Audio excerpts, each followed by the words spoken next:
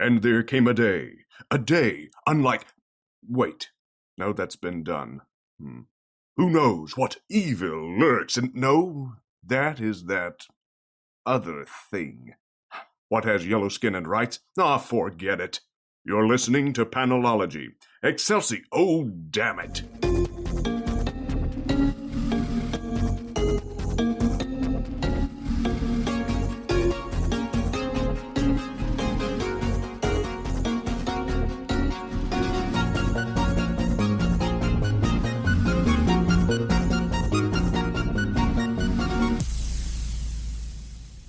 Welcome to episode 221 of Panelology. I'm Alex. And I am Brian. How you doing this week, Brian?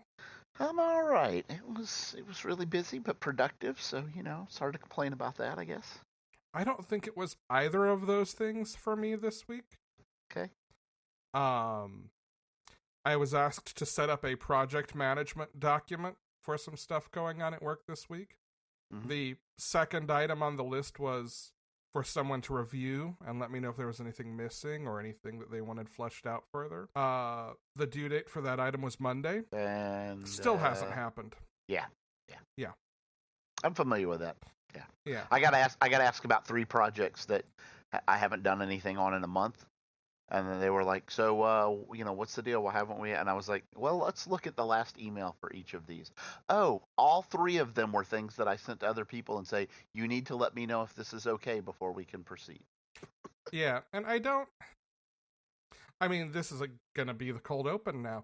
I don't get the follow-up response that comes with that. Well, why didn't you email them over and over nagging for it? Like, because it's their job to do it.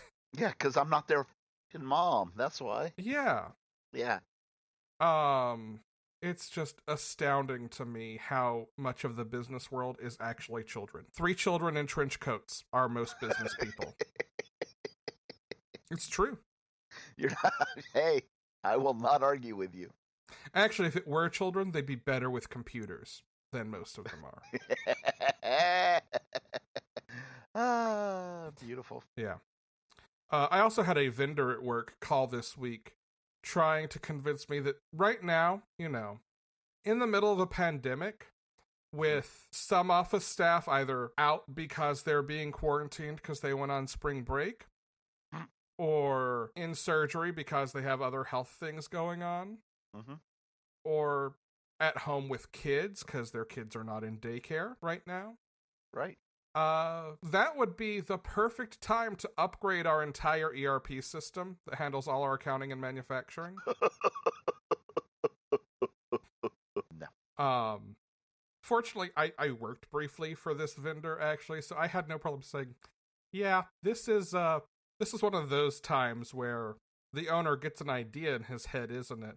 The person on the other end of the phone who was new was like, yes, I think this is one of those times. And this tells me that this happens with some frequency. I'm like, yes, because 3 children in a trench coat. Yeah. 3 children in a trench coat.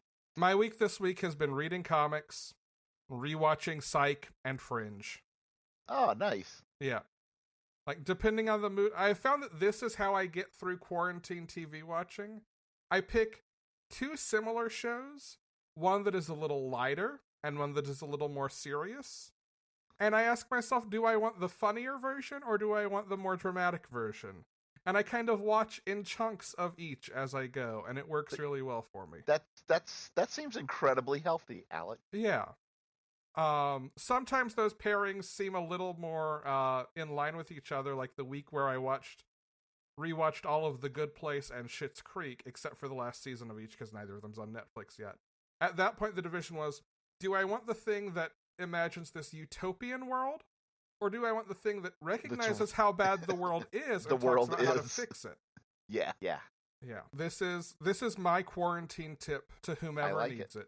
Yeah, I like it. Well, speaking of quarantine tips, let's spotlight some comics before we get into the main event. Sure. I have meant for the last 2 episodes to talk about a Kickstarter that is going on right now. If you are listening and you follow us on Twitter, you've seen me retweet this from both the show's account and my own. But it is Saladin Ahmed and Dave Acosta's Kickstarter for a book called Dragon. There should be at least a week left in the Kickstarter. It's already funded. It is about a disgraced Muslim fighter and a Catholic priest, a nun, who go fight Draculas. Okay. And by Draculas, I do mean vampires. Maybe actual Dracula. It's Saladin Ahmed. If it's Saladin Ahmed, I'm gonna read it. That's how this works. It's already fully funded. They're not doing tons and tons of stretch goals, basically. The better it does, the better quality the final product will be in terms of, like, the paper they can print on, what sort of, does the cover get spot gloss, that kind of thing. And they're just going to sort of make those decisions on the fly. But it looks beautiful. Oh, yeah. It's absolutely gorgeous. Dave Acosta's got a background in horror comics. There's a process video that he put out about how he's not using traditional inked lines in any of his work for this. He's working in, I guess it's paint. I do not know a lot about, like, the actual technique of drawing, because it's not a skill I have ever had any success in cultivating. Mm-hmm.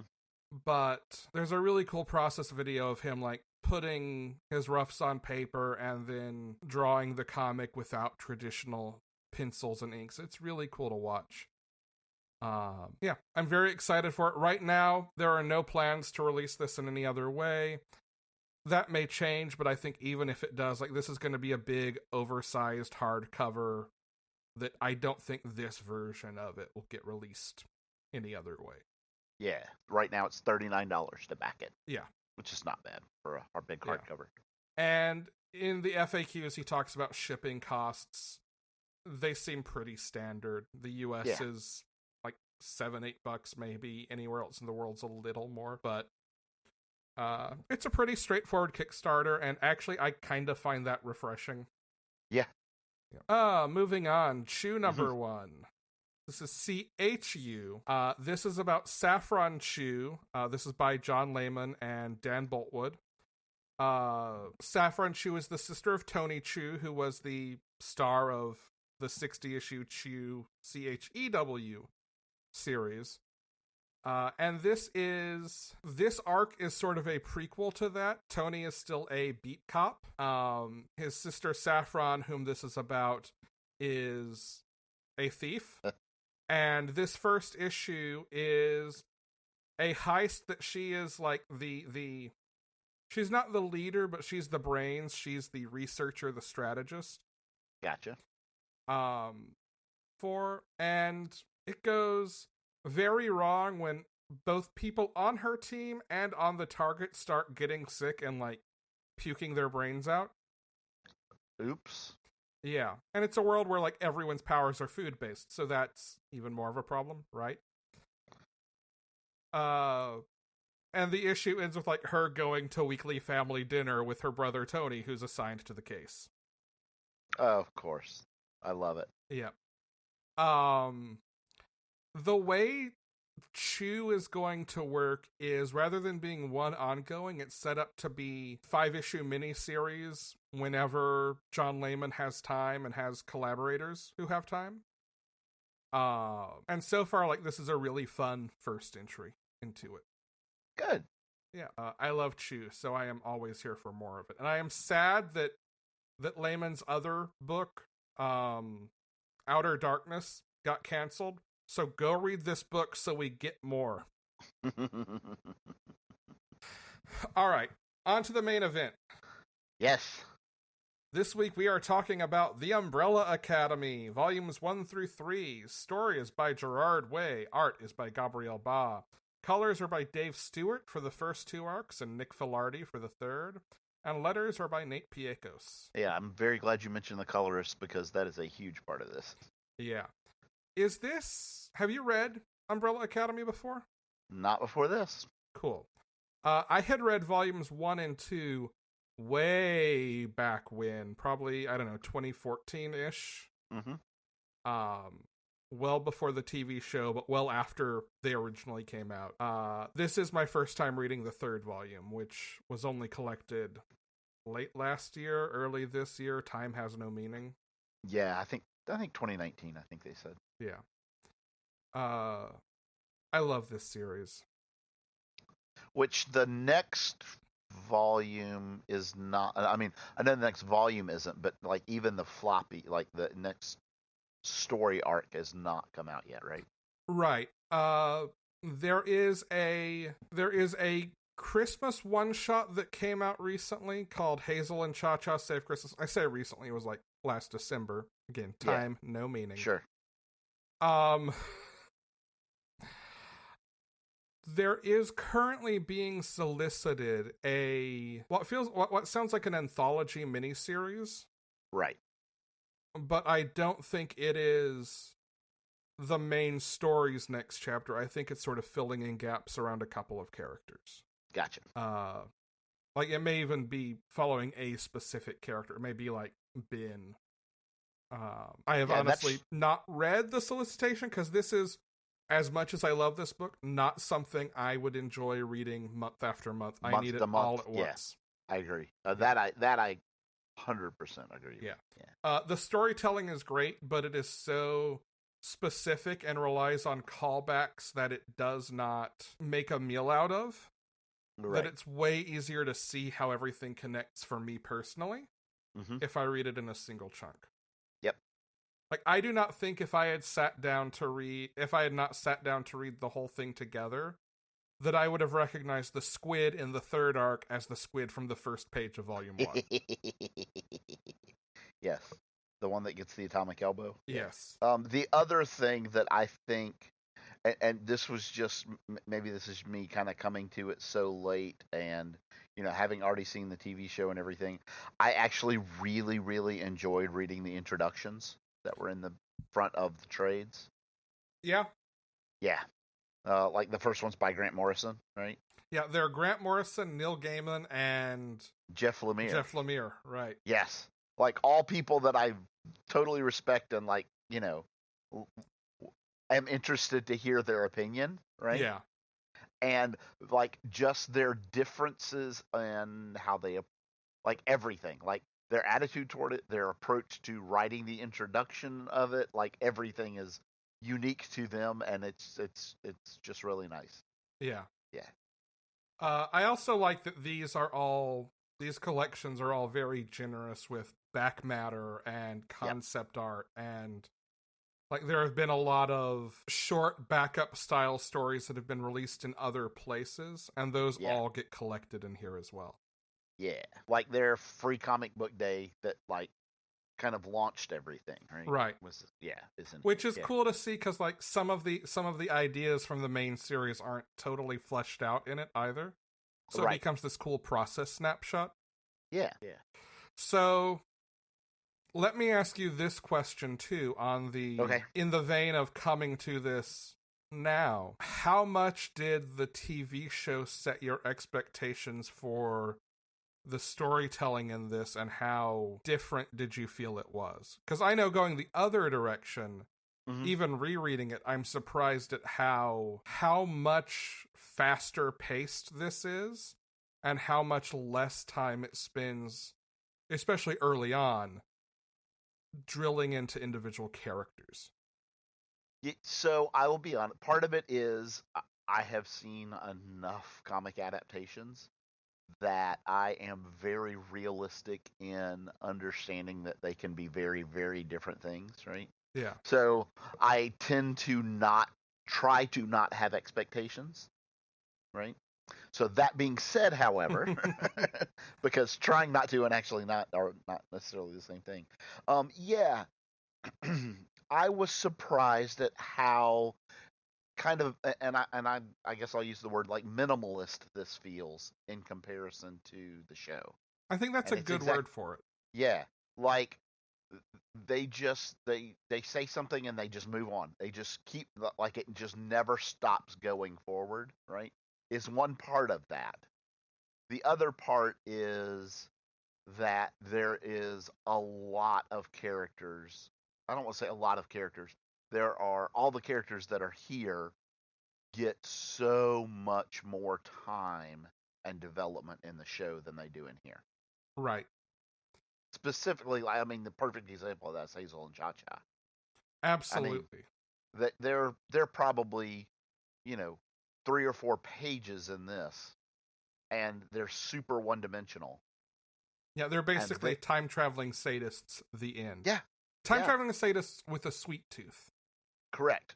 Right, with a sweet tooth. And in the show, I mean, they are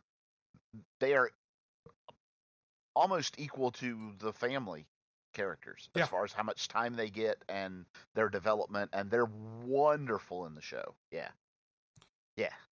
So that I would say that's the only thing that surprised me a little bit, was like the pacing and how much you got of different things. Yeah. The story beats, the way they chose to change them, right? And present different things. That doesn't surprise me as much. That really wasn't a shock.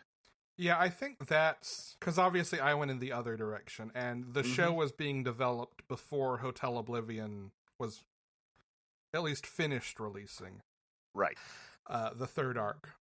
And it had been long enough since I reread it when I watched the show that like the beats felt familiar, but I could not have told you what the sequence from the comics was. Right. It certainly was obvious how much more time, especially early on, we were taking with each character. And I think the character who the show adds the most for is Seance. Oh, Klaus. Klaus. Yeah. Like, if you want to talk about Yeah. beat for beat the biggest changes, and I think the most improvement, Klaus is really, I think, a star of the show, which is, it's an ensemble piece, but he gets more time in the show in a way that in this, like, he's kind of a punchline most of the time. He definitely is. Well, and so that goes across the board. Obviously, if you're not going to give each character as much time, right, you're not going to get the development. You're not going to get the depth that you do. Yeah. If you give them time, sure. And I've been asked probably at least 4 or 5 times since this. So I'm in the middle of rewatching the first season because my daughter hadn't seen it, and one, I wanted to rewatch it before season 2 came out, and 2, she hadn't seen it, so I'm watching it with her. And she asked me, and a lot of people ask, so how does it compare to the comic? Like, do you still like it? And there's a lot of potential problems with adaptations, right? Yeah. And I can 100% say I absolutely love the show. There is nothing they decided to change in the show that I think like takes away from the story. There's a few things that are like actually different, right? Yeah.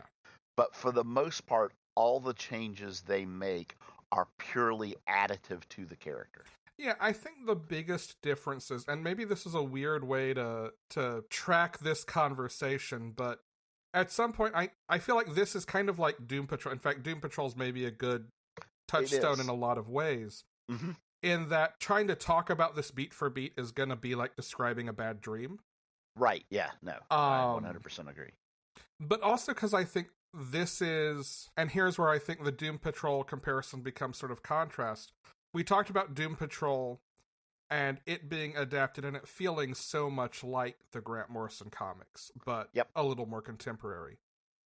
This, I think, almost does the opposite, where the show is way less weird and way more grounded, and it feels more like a remix or a reimagining in a lot of ways of the comics.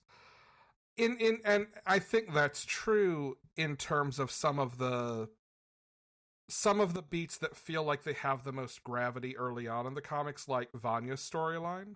Right. Vanya gets sort of brought into this, in the comics, brought into this musical death cult, and is basically like, yeah, fuck my family, they're assholes, I'll help you destroy the world. Right.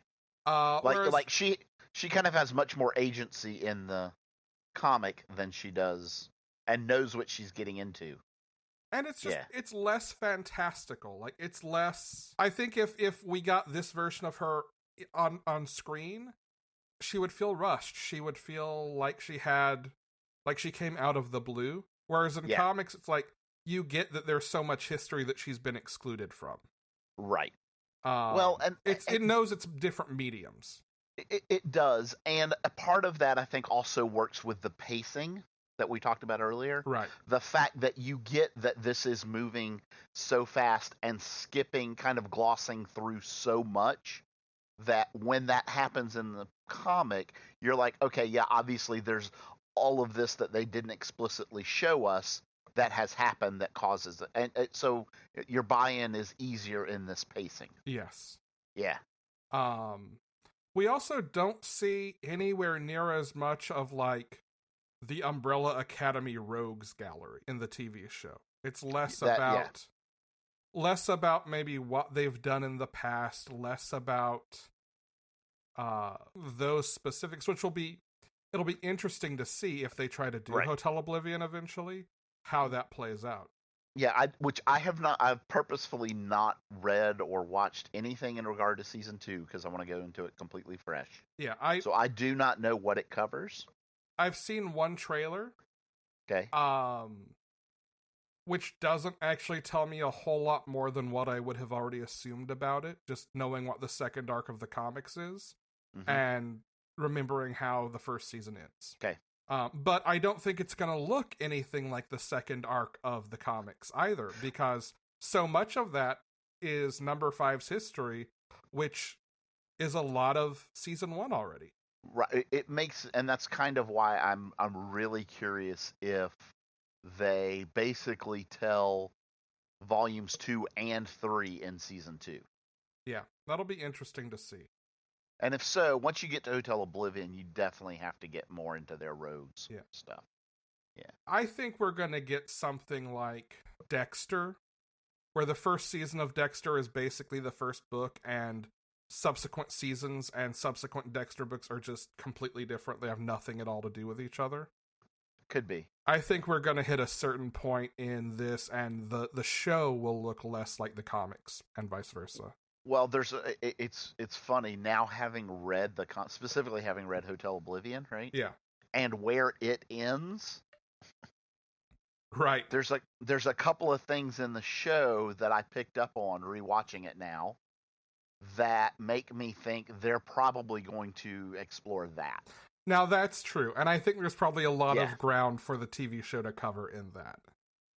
But I bet it ends up looking very different from what the comics version of it looks like. I bet it does too. I bet it does too. So here's the good news is I know for a fact that Gerard Way and Gabriel Ba are involved with the show. Yes. So, like, my guess is he's going to say, well, these are my ideas about it, but like, and that's it. And that, I'll be honest, that kind of the whole show, that's kind of the feeling, is this is the spirit and the outline of what happens. Recreate it and tell it in your own way. Yeah. Right? And that works. Yeah, like, I always think a good adaptation is more along those lines. Sort of, this is a spiritual successor retelling of, than trying to recreate, absolutely. Yeah, here's the hard part about that, though, is, yeah, you still have to get it right. Mm-hmm. Because there's so many adaptations, and I can think of one specific. I will not name it because I don't want to talk about things I don't like. But there was one that it was so bad to me that I had to stop watching. I did not even finish it, and that is, I cannot tell you how rare that is for me. Yeah. I will watch really, really bad stuff. Because once I started, I want to finish, right? Yeah. But wait, are you saying you're a completionist, Brian? Oh my god. Yeah. So, but I couldn't watch it, and it was the changes they chose to make fundamentally changed the feeling of what they were trying to capture. Yeah. And that's where it breaks, right? Yeah, like my go-to example, and I will name it because it's been 20 years and the rest of the world has disagreed with me this whole time and is welcome to continue to. I don't love the original Sam Raimi Spider-Man movies. Oh, yeah, okay. And the reason they've never really worked for me is I don't think they get the relationship between Peter Parker and Spider-Man. That's not unfair. Yeah.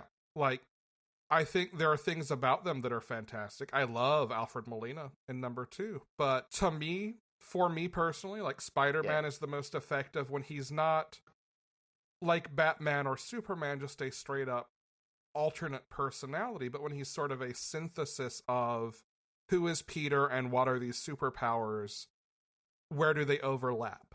And like, you don't get the sort of scientific acumen joking as part of being Spider-Man. That's just Peter's life. Right. And they feel that disconnect doesn't work for me. I'm not saying they're bad movies. Right, I know what you're saying. But like, you're just saying, that spirit and that presentation of him is not what you think of for Spider-Man. Right, and like that's where an adaptation can lose me. Is like, I don't care if you hit beat for beat the same thing. In fact, I really don't want you to. I'd like you to be unpredictable. But if it doesn't feel like it's the thing I walked in for, that's when it's less effective. So I can give you another example, and this has actually been out long enough that I don't mind naming it, and that was The Lightning Thief, which is Percy Jackson. I really, really enjoyed the books. I thought they did a great job of presenting that material. Telling a fun story with cool and engaging characters.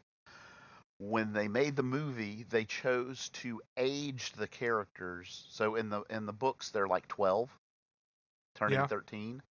And in the movies, they made them essentially like 17. Oh, I've heard about this. Yeah. Yeah, and like there's this big, huge disconnect, and it feels completely different. And like, you don't buy them doing some of the things that they do, or like they completely change the choices that they would make, because they're completely different people at 16, 17 than they are at 12, 13. Right. Yeah, so it doesn't feel like the same book or story. Not to mention there's other changes that they made where they leave whole sections out or change things that don't make sense to change, right? And that's why I say it's a little bit odd to me to. I'm a big believer, if you pay money for an IP, for a property, why do you change it from what you're paying for, right? Yeah, I mean, I think at some level you get two kinds of projects like this, right? You get the projects that are executed by people who get the property. Yeah, and you get the projects that are probably an executive saying, hey, we need our studio's answer to Harry Potter. What property is like that we can shoehorn into being what we understand Harry Potter to be? That's probably a very accurate statement. I would imagine a lot of these come down to what the goal they're trying to accomplish with it is, like from a business marketing standpoint, not from an artistic standpoint. Yeah. Yeah. And like, that's all that is to say, like, I remember being terrified, like super excited for Umbrella Academy when it was announced for Netflix. Right. Mm-hmm. But also terrified because I did not know how likely it was that they would actually pull it off. And I was so pleasantly surprised when they did. That's what's kind of so surprising to me, is that they were able to change as much as they did, and yet I still like it. Yeah. And it's because they captured what kind of is Umbrella Academy, I guess. Yeah. And like you said earlier, they had Gerard Way and Gabriel Ba involved, and Gerard Way has a long-standing love of and interest in working on comics. Right. I remember reading somewhere an interview with him about he was an intern at Marvel in the late 90s, early 2000s, and said in this interview that had September 11th never happened, and had he not had all this sort of existential anxiety and stress that he had to work through because of it, living in New York through it, and just sort of what it meant in terms of bigger social ramifications. Right. he probably would have stayed in comics and never gone to music. And like we've seen him write Doom Patrol since this. He has another creator-owned book that is a continuation of a My Chemical Romance concept album called The True Lives of the Fabulous Killjoys, which incidentally just had another volume of the comic announced. Very good. Like it's definitely something that he has been passionate about a long time and has been a fan of a long time. And I think that's also a part of it, that you have someone with that voice in the room who's also famous enough to be able to throw weight around if he needs to. Yeah, like I can totally see the idea of, them coming and say, okay, like we want to do this with the character, and him going, yeah, that feels right. Yeah. You know what I'm saying? As opposed to, no, this character would never ever do that. And a lot of the beats that show up in the first season, we see like snapshots of in volumes 2 and 3. Like the romance between number 1 and number 2. Yeah. I think Allison is number 2. But it is. Yeah. No, Allison's number 3. Number 2 okay, between there you go. Yeah. Or like Seance going back in time is kind of in volume 2, but in a very different way. Yeah, well, and like in the comic, it's not just him. Right. Yeah, which is a very, very different take on it. It's a different war, so like maybe we still see some version of the going back. Could be. Yeah. I think it's a different war. Yes. Should be. I had another example ready to go there too. But these kinds of things that end up being whole character arcs are still excised from the comics. They're not made up in that way. They're just fleshed out. Yeah, and that's kind of what I meant when we started this, and I said everything seemed to be additive to the characters and their stories. It didn't feel like it took anything away or changed anything fundamental to them. Yeah. Now, I want to talk about what is probably the biggest difference, and is maybe the reason why these two things have to feel as different as they do, why the comic can feel like this more fantastical thing when the show is more character-driven and emotionally grounded, right? And that's the art style. Yeah. Oh, yeah. Like, I really, truly think that if they wanted to make a TV show that felt exactly like the comic, it would have to be a cartoon. It would have to be animated, 100%.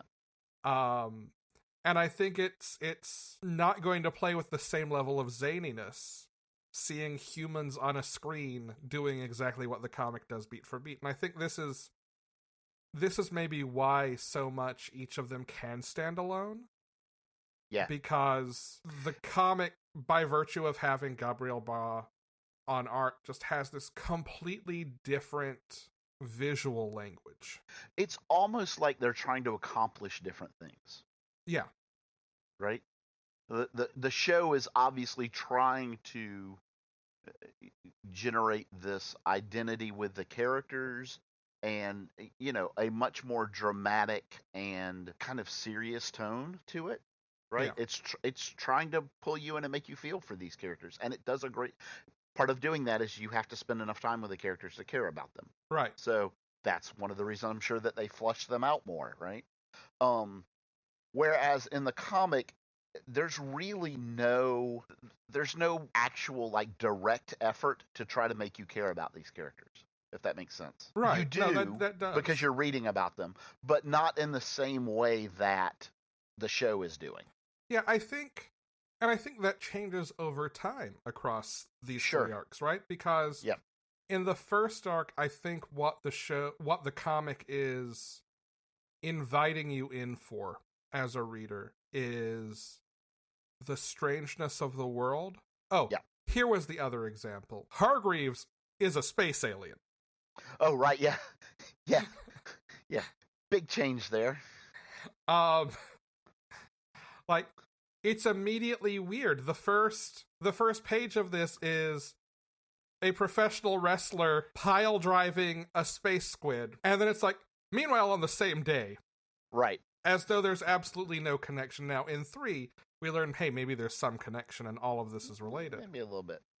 But the strangeness is the selling point in Volume 1. Right. Whereas I think after 1, you have so much fallout. And after 2, I think in a way you have even more.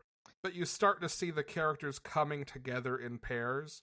And you start to see these relationships that, while Hargreaves was alive, never existed because they weren't important to him. Right. Begin to form, and watching these stunted adults try to navigate that, like, it becomes, I think, a little bit more about that progressively as it goes on, and maybe even more so in Volume 3, which is a lot unlike the other two because of how almost disconnected it feels from itself. Like, each sort of pair of characters going through this kind of feels like they're doing their own thing, right up until the end. And I think that's kind of showing, like, I think that's by design to sort of bring everyone together again, right? Because they're brought together by chance at the beginning. Right. Or by circumstance. And now kind of like they're realizing they have to work together, they have to do these things. Like, I think what the comic is also changes over time in a way that a TV show can't do. I would not disagree with you there. Yeah. I think it's very, very appropriate that Grant Morrison writes the intro to the first book. Yes. Because it is clearly heavily inspired by Doom Patrol. Oh, yeah.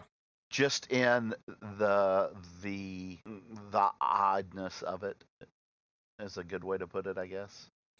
Yeah, I mean, the sort of cast of losers and misfits thrown together to solve weird problems. Yeah. And Gerard Way made no secret of being, like, a huge Doom Patrol fan. And oh, yeah. being heavily inspired by that. Right. Again, he wound up writing Doom Patrol. Yeah, well, but I was specifically saying that to the point of you talking about how that first volume felt that way. Yeah. And then it kind of moved on from that. I think a big part of that is Gerard Way also figuring out kind of who these characters are as he's writing and going through the story, right? Right. Yeah. Well, and like the orchestra in Volume 1 is very much, that feels like a group that could exist in a Doom Patrol. Yeah, I mean, right. It's very like Brotherhood of Dada. Right, in right. In a lot of ways. Yep. The other kind of comparison that entered in my head was the Eiffel Tower, making me think of the Eiffel Tower in Curse Words. Oh, yes. Yep. Absolutely. Or at the beginning of the second arc, like, I love there's this moment at the beginning of the second arc where after 1 opens with the Umbrella Academy's kids fighting the Eiffel Tower, which is a robot spaceship, basically. Mm-hmm. At the beginning of Arc 2, they're fighting Abraham Lincoln, who has gotten up off of Mount Rushmore and is terrorizing people. And there's just the throwaway line of like, didn't we already fight a monument? And it's just like that kind of weird self-referential thing also feels like a part of that Doom Patrol connection. In the back matter, in the third volume, there are a lot of pages of character designs for all these sort of like random villains and side characters who I think Gabriel Ba's notes are on each of these, and they're like, yeah, Gerard created a lot of these characters, and I love them, and they could be their own whole stories, so I decided to do variant covers for each of them, and things like that. But, like, they feel wholly fleshed out in a way that, like, can you imagine film or TV developing a character who is in the background shot of a panel and never coming back to that character? Or waiting for years and years and years to use them again. Like, I can imagine that. I think it's super rare, but you know, I can actually think of one example, and that is, you know, in Star Wars Boba Fett. Sure. I mean, he had a super, super small role in the movies, but the concept of the character was so cool that people wanted more. And so, That's fair. yeah, yeah. So I But think it does happen. it is a rarity. It is incredibly rare that happens. I will agree with that. When it's like, what is his name? The magician in Volume 3. Something magician. Murder magician. Yeah, I think that's right. Yeah. Like, we see him briefly in a flashback in an issue in the first volume. I think it was the first volume. Or maybe it was even one of the side stories. I think it's one of the side stories. Yeah. Because it's the one about Allison telling a lie about herself. Yeah, about she'd lied about being at school studying or at the library studying, so a second Allison appeared, and he was bragging about having killed her, and it turned out he had killed this doppelganger she had created by lying.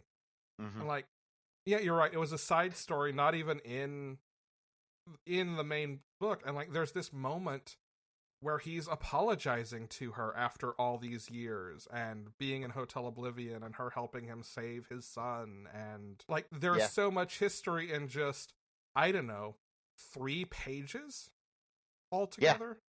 Yeah. Which goes back to that pacing in the comic, right? Yeah. Yeah. That like you have, it's another reason I think that this is so much better in trade, because you have to try and keep up, which is probably really hard to do certainly if you're reading as many comics as we do. Yeah. Right? I want to see the if you're only reading Bible. If you're only reading 2 or 3, then, maybe keeping up with it's not as difficult, but yeah, like I would have a lot of trouble keeping up with this in a floppy format with as much other stuff as we read. Yeah. Well, and I mean, even on top of that, like the infrequency with which these come out. Well, that too, yeah. That's like a different... the first 2 volumes were 2007 and 2008. It was 10 years between Volume 2 and Volume 3. Right. And as far as we know, there's no word on when the next one will happen. I think it'll probably happen after this anthology series. I think you're probably right. I think now that it's a TV show, we're going to get more focus on it from Dark Horse. Yes, I think Dark Horse is like, yeah, can we please finish this now? Because like they're going to sell well now. Yeah. But I would love to see like a show Bible for this, because I also feel like, especially after reading the 3rd volume, I really feel like this is being written with an end in mind. Like I think this has got to be 5 or 6 arcs. And I don't remember. Maybe it was in a back matter piece somewhere or something that I read, or maybe it was in one of the forewords that somebody talking to him said that he had an idea that this was like, he has an idea that this is like 6 arcs or something like that. Yeah. Like, so I think he knows ultimately where this is going and has like probably the major beat for each, so like for the first one, it's, the orchestra, right? The Apocalypse Suite. The Apocalypse Suite. For the second one, it's obviously Dalek. For the third one, it was Hotel Oblivion. Which, by the way, very convenient when naming arcs. If you just know, hey, here's the big beat for this one. This is what that book's called. Yeah, like, I don't know if we're spoiling kind of what happens at the end of Volume 3. Yes, no? I do want to talk about it. We are like 40 minutes in at this point, maybe a little less once I edit together and edit down, because we've been having some technical difficulties in this one, and have this split across a couple of tracks now. Yeah. But I think it's fair at this point to say, I mean, okay, if you've been listening to this point without having read any of this or watched the TV show, oh my god, I am so sorry, this is probably indecipherable.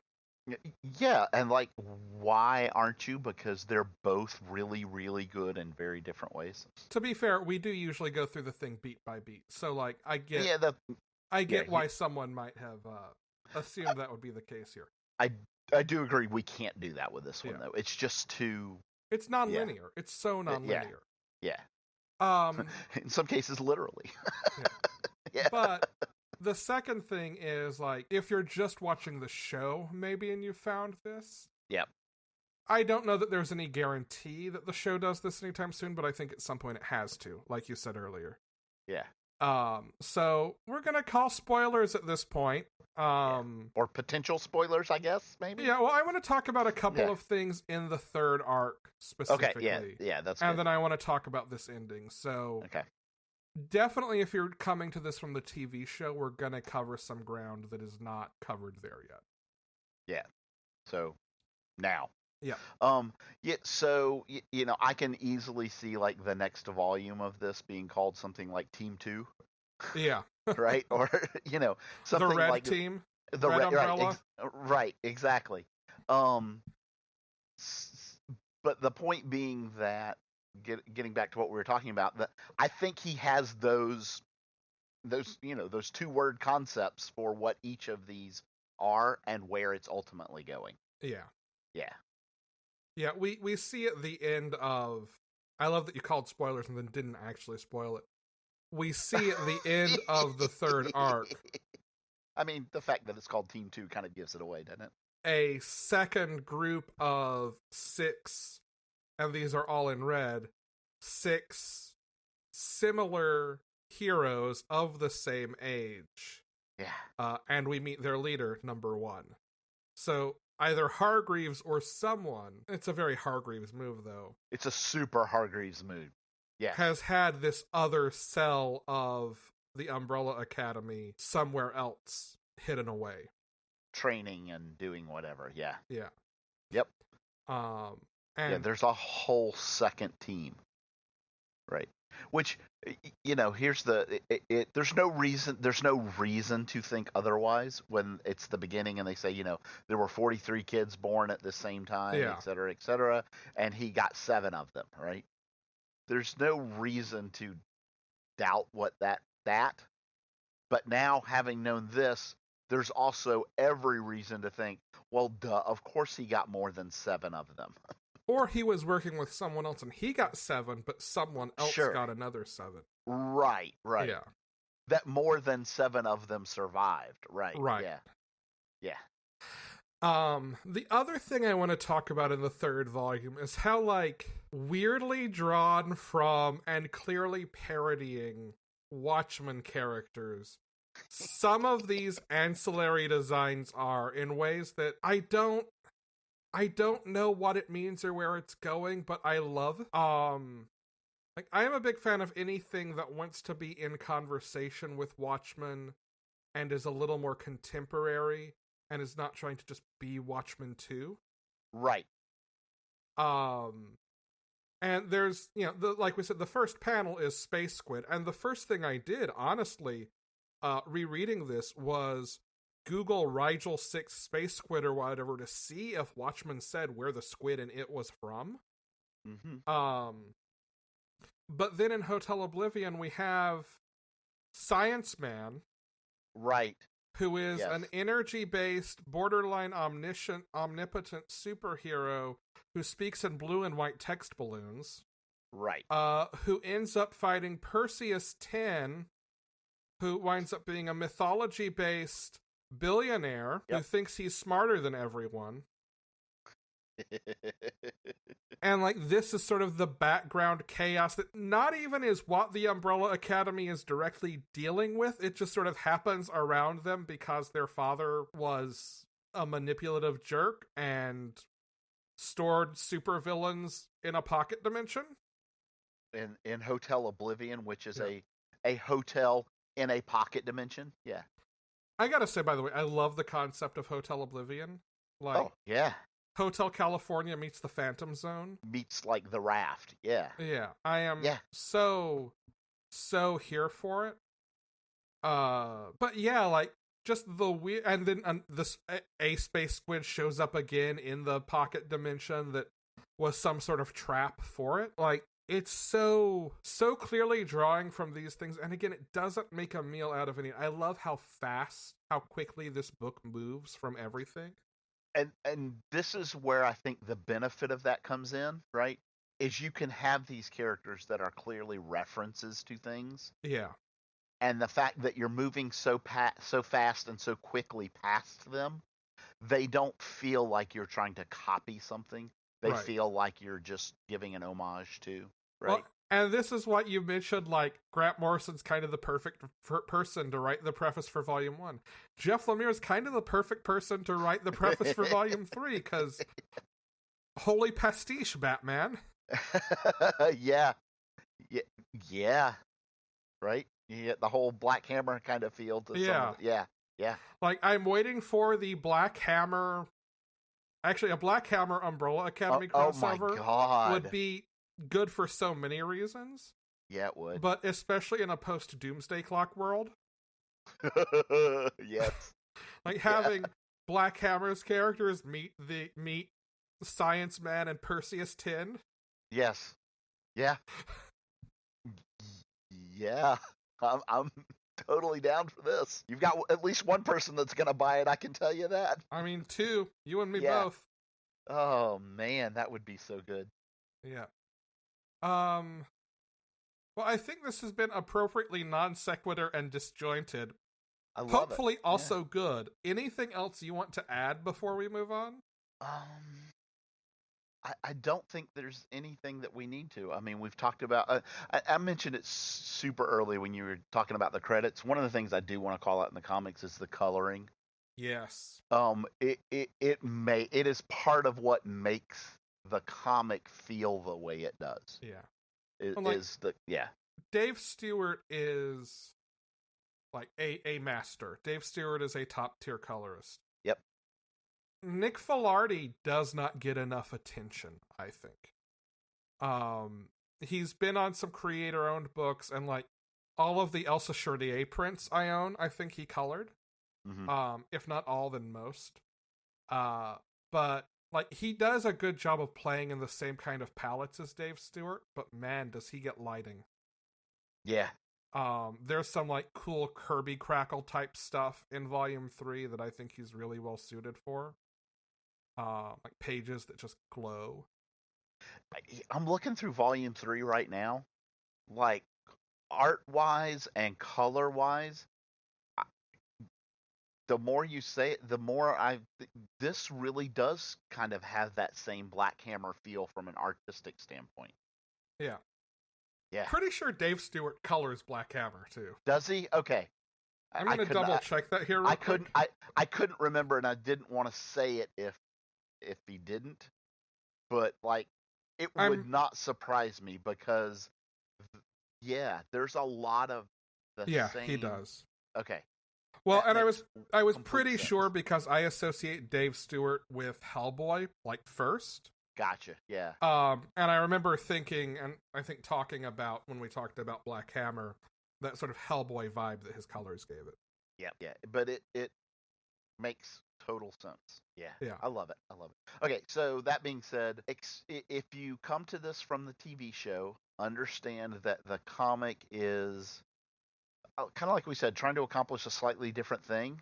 It's more fantastical. It's in some ways zanier. Right. Yep. It's definitely way, way, way more fast-paced. Yeah. Super good. If you, the opposite way, if you are a fan of the comic and have not yet seen the TV show, I also highly recommend that you watch the TV show because although it is different, it is, in my opinion, still 100% Umbrella Academy and captures what it has to make it feel that way, and then changes in a lot of ways a lot of everything else to make it fit television better. Yeah. So I'm now a huge fan of both of these. Excellent. Yeah. There you go. Now it is time for the Long Box Book Report. The Long Box Book Report. Fuck you. Yeah. So we made a little wager last week. Well, I don't know if it was a wager. It was for bragging rights, if nothing else. Okay. Sure, fair. I called a shot. Would you prefer I make it about me? I was trying not to make it about me. Yeah, whatever. It didn't matter. It's all good. Brian had chosen Batman Brave and the Bold. Mm-hmm. And I argued, no way with the character he teams up with could we get away with that and it be anything bordering on not vaguely racist talking about that book. Although it, other than one major key thing that happened, it would have been okay. So, in an attempt not to put that on display, yeah, let's not. As I said, we always reserve that right. Yeah. We'll say just some wild appropriation of Native American heritage. Yep. At the same time, combined with really, really shitty stereotypes. Brian has pivoted to Advanced Dungeons and Dragons number 14. Yes, I have. So, yeah, this run of Advanced Dungeons and Dragons, this was like a late 80s, 90s thing. And it essentially, what it did is it picked characters and followed them in a D&D setting, essentially. And, that was it. In this particular issue, we have 3 of our characters. Vajra, who is essentially a warrior. She was like the top gladiator for a gladiator slave of a big bad guy. We have Connor, who is the thief, essentially. Almost more of a con man than just a straight thief. Connor the con man? Exactly.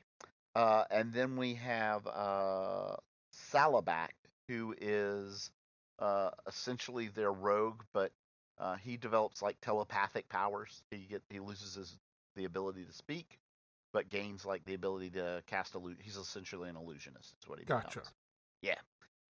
And the 3 of them are in the process of trying to track down and free a were-kitten.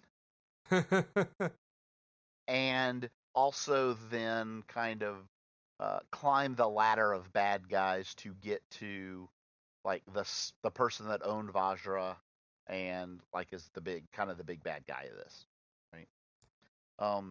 And this is essentially kind of a con that they set up to get into one of his minions' castles, to the minion that's actually holding the were-kit.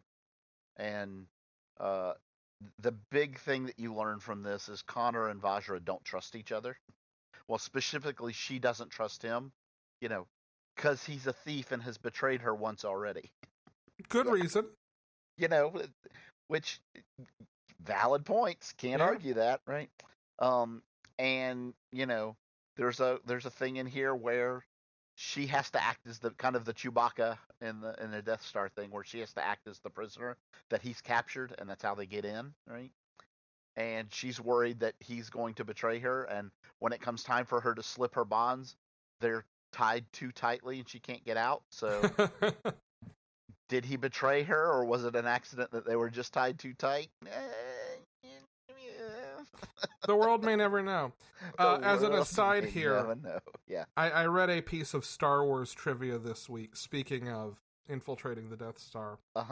The scene where Han Solo rattles off over comms an ID number. As originally written, it was supposed to be Luke rattling it off. Okay. And Mark Hamill was going to use this as an opportunity to immortalize his phone number. Oh my god. That's hilarious. But because he wound up being nowhere near the right spot on set, they gave it to Harrison Ford, who then proceeded to steal the idea and use his own phone number. Until Mark Hamill protested enough that Harrison Ford said fuck it and used Mark Hamill's phone number. Oh my god. And then gave him shit for complaining about it. That's hilarious. Yeah. So, and honestly, that's pretty much this whole issue.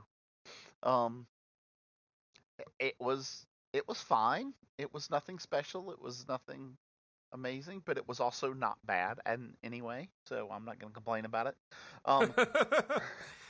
One thing I do want to point out, though, that happens to be in the back of this, which is the This is 1990. This is 80. I'm sorry, 89. Um, and it shocks me that in 89, I mean, I don't know why it would, because yeah, I don't know how else they would have done it at that point. But in the back is a clip out coupon where you can write in and write a check and mail it off to DC for your 12 issue subscription directly from DC for comic books. You know, so like for you could get 12 issues of Action Comics for $9, Not a bad deal. right? You Um, know, like their premium titles, which was like New Teen Titans and Legion of Superheroes, which were on the high quality paper and like not newsprint anymore and all that, were only $21 for 12 issues. If that, yeah, like that was their highest tier, which kind of depressed me in some ways. yeah, but how does that compare to inflation? Yeah, I'm no, going to need you're an not wrong. analysis of comic book prices versus inflation. I can do a spreadsheet. And Can I do a graph? yes, Okay. a color-coded line graph that gives me inflation, comic book cost. Let's go with some kind of average of what comic book creators are making, and then also minimum Ooh. wage. Oh, I know which one loses out there. That would be minimum wage, and probably Yeah. also what comic book creators based on the time. I was going to say, you know what? I said that and then immediately thought, but maybe comic book creators aren't making it much either. I don't know. Yeah, I think artists are probably the most likely to be screwed by that. Or maybe like colorists.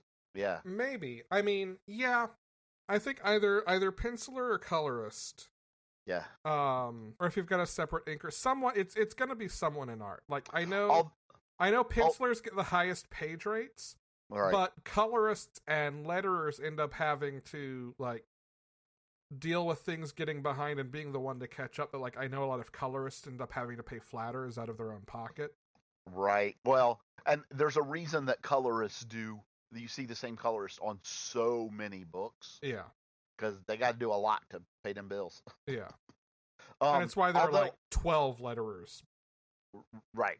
I will say from an artist standpoint though, this was just before the 90s big boom where artists did get a big bump in what I'm sure was their fees. Yeah. Because it was all about the art in the 90s. Yeah. Yeah. The modern day equivalent to your cutout, I think it was last week before, I had this poster slipped into my stack of books. Yeah. The backside of which is, and actually this is hella helpful, a checklist week by week of everything that DC is putting out in August. Nice. Separated by comics, original graphic novels, collected editions, and box sets. Nice. Yeah, by the way, I wonder if they wanted me to check this off and send them back what I actually want. I should ask that. Those of you who don't know, we've mentioned before that DC is no longer using Diamond, right, as their distributor. Part of that means that obviously Diamond is now not producing a DC previews anymore. Yeah. So DC is producing their own essentially previews thing called DC Connect. DC Connect, and it is digital only. There is no print copy of it, but it is free. So there's several places you can go to find this. According to, and this was the other panel of the other side of this, the flyer about that. According to this, that's dccomics.com/connect. Yeah.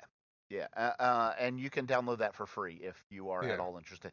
And essentially, that is the solicitations book for DC for what's coming out in 3 months. Which we mentioned less to promote them and reward them for what is frankly a weird business decision.